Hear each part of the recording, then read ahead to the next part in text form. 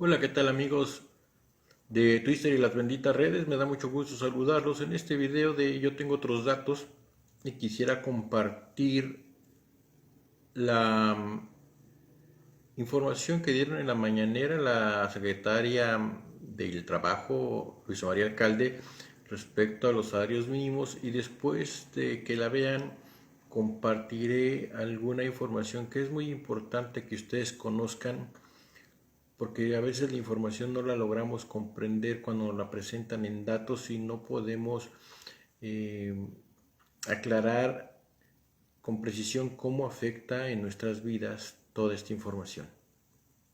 Vamos adelante. ¿O cómo está el salario mínimo en México con relación a otros países del mundo? Aquí podemos ver 1980, 1990, 2000, 2010 y 2020. Y México es la línea verde. Entonces, iniciamos acá arriba en 1980, fue perdiendo poder adquisitivo, 1990, 2000, caímos en 2010 y tuvo este comportamiento hasta 2020. Aquí ya no se ve la caída más pronunciada, ya viene el reflejo de los incrementos de 2019 y 2020, que recordaremos son 16% en 2019 y 100% en la frontera, y en 2020 20%.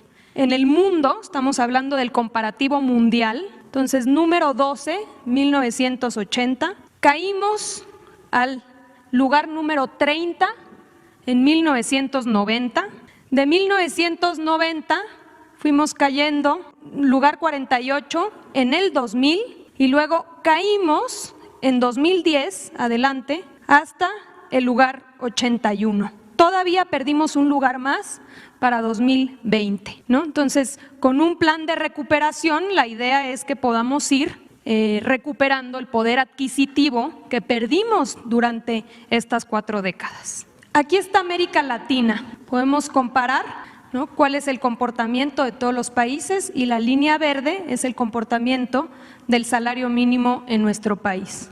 Desde 1980, 1990, 2000, caímos, 2010, hoy nos encontramos en el lugar 16 de 18 países en América Latina. Y si lo vemos en los países de la OCDE, aquí estamos, último lugar, 29. Aquí está la caída, la pérdida del poder adquisitivo en estas 4 décadas. Esto es lo que quieren que los conservadores que regresen.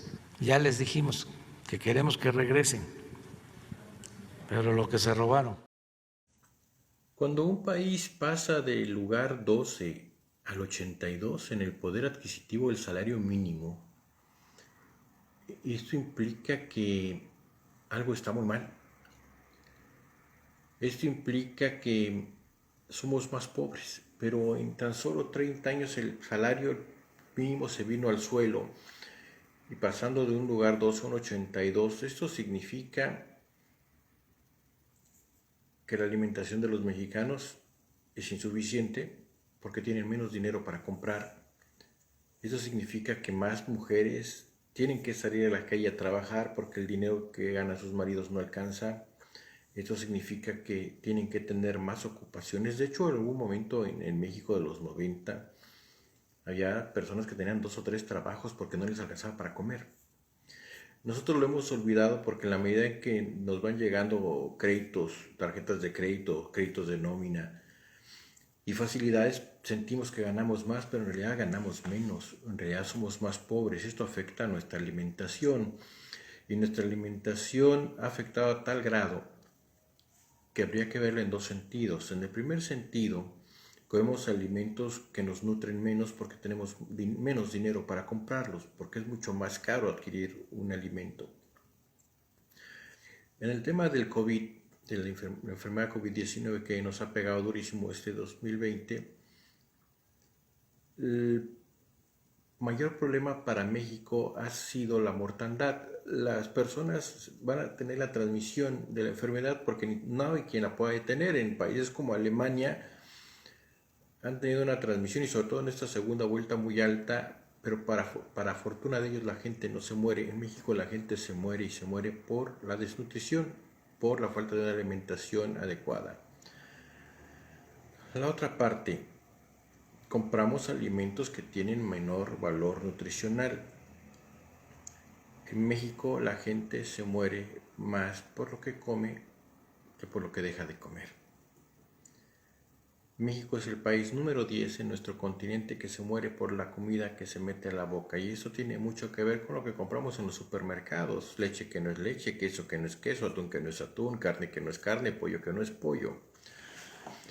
Esto a la larga, porque esto es además las sopas, por ejemplo, no solo las sopas instant ramen, sino también las sopas que usted compra para preparar y que vienen en bolsitas nada más para que usted le eche en agua hirviendo y la prepare.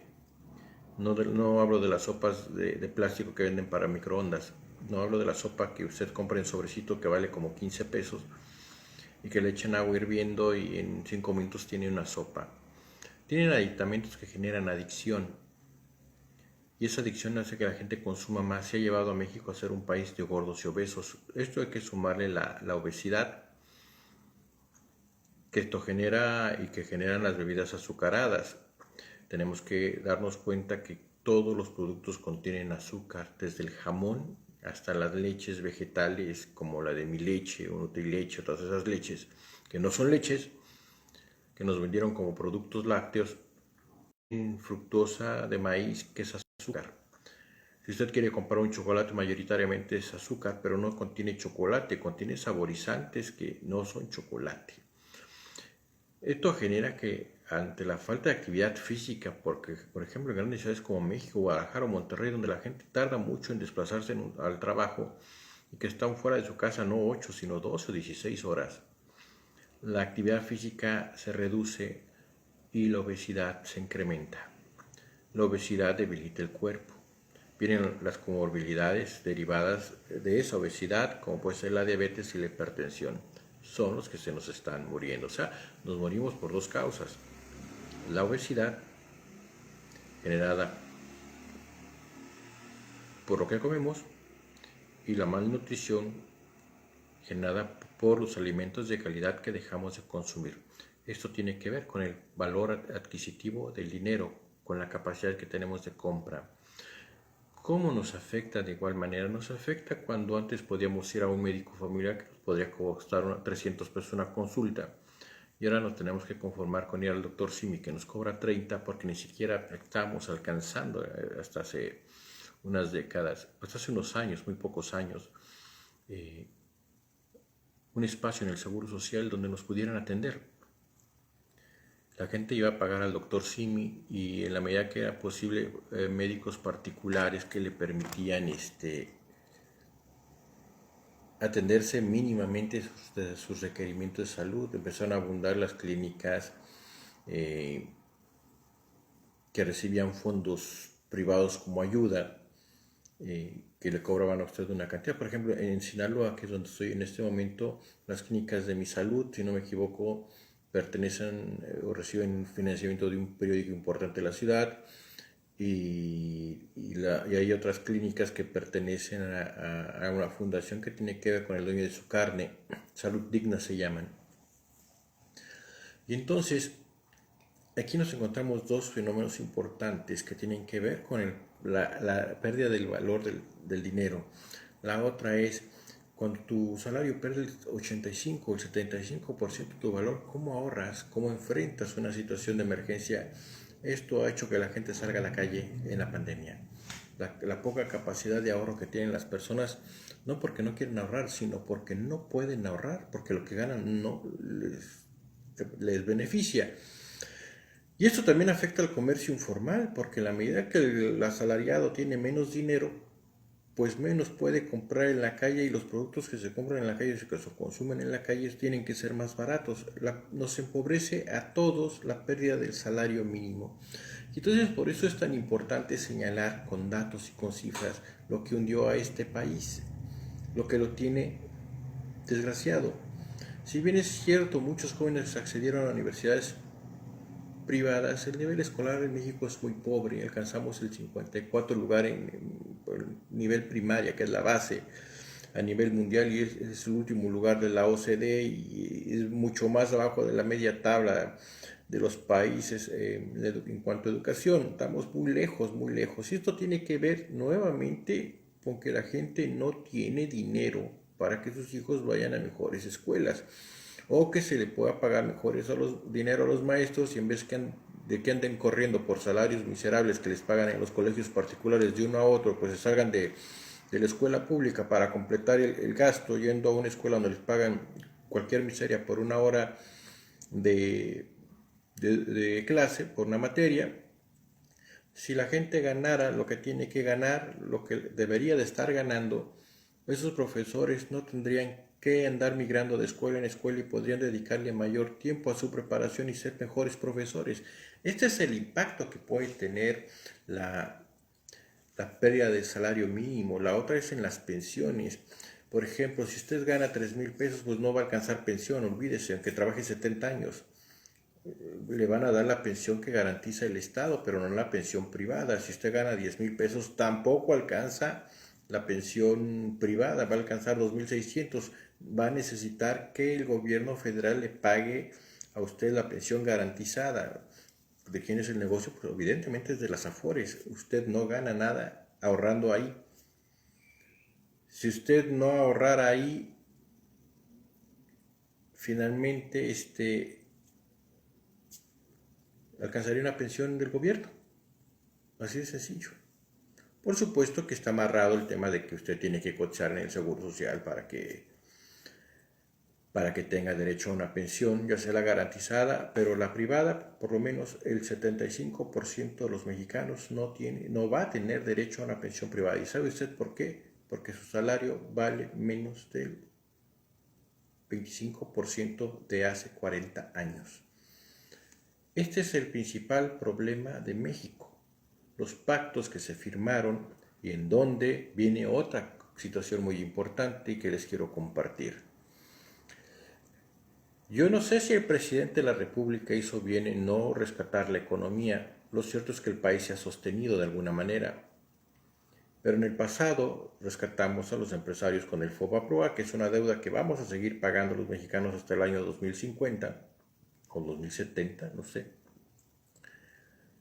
Y finalmente, también se nos castigó con el congelamiento de los salarios, con la posibilidad de que nuestros salarios crecieran desde los pactos económicos, yo recuerdo de los de Miguel de la Madrid, y así se la fueron llevando, castigando al trabajador con aumentos inferiores al salario mínimo, y ahora ese trabajador se está muriendo porque no pudo comer adecuadamente, porque no pudo consumir alimentos sanos, porque no tuvo la posibilidad de un seguro social fuerte. Porque déjenme decirles otro dato: si el mexicano gana menos, mucho menos, si gana un 25% de lo que tendría que estar ganando, sus cuotas al Seguro Social han empobrecido al Seguro Social.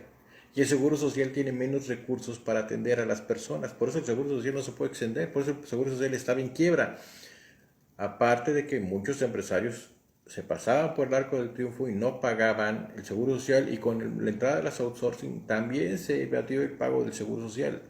El Seguro Social estaba muy pobre, y eso evitó que muchas personas que tenían cáncer y que pudieron haberse salvado con detecciones tempranas murieran porque no llegaron jamás a una cita.